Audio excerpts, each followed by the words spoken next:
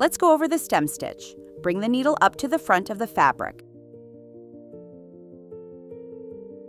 Make a stitch along the line and take the needle to the back, but do not pull the stitch tight yet. Leave a little bit of slack in the thread. Here I move the thread downward and hold it in place. This direction should always stay the same.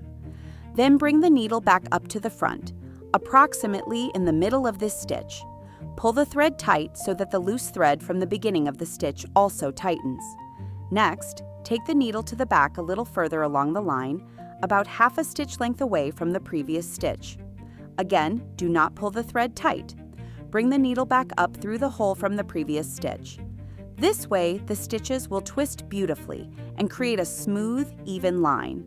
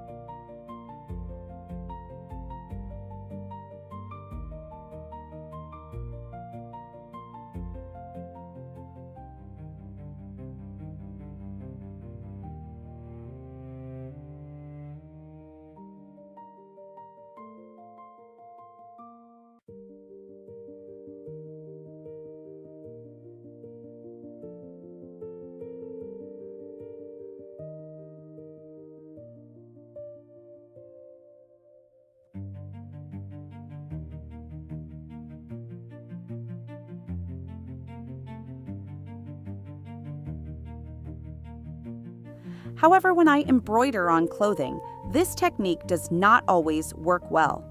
For example, on denim, it can be very difficult to pull the thread tight enough. In that case, I make this stitch slightly differently. First, I make a stitch and pull the thread completely tight. Then I bring the needle back up to the front, about half a stitch length away from the previous stitch. I insert the needle directly underneath the thread from the previous stitch through the same hole. I do not pierce the thread. I can gently move it aside with the needle and use the existing needle hole. Then I continue in exactly the same way. This is how I make the stem stitch on clothing when it is harder to tighten the thread.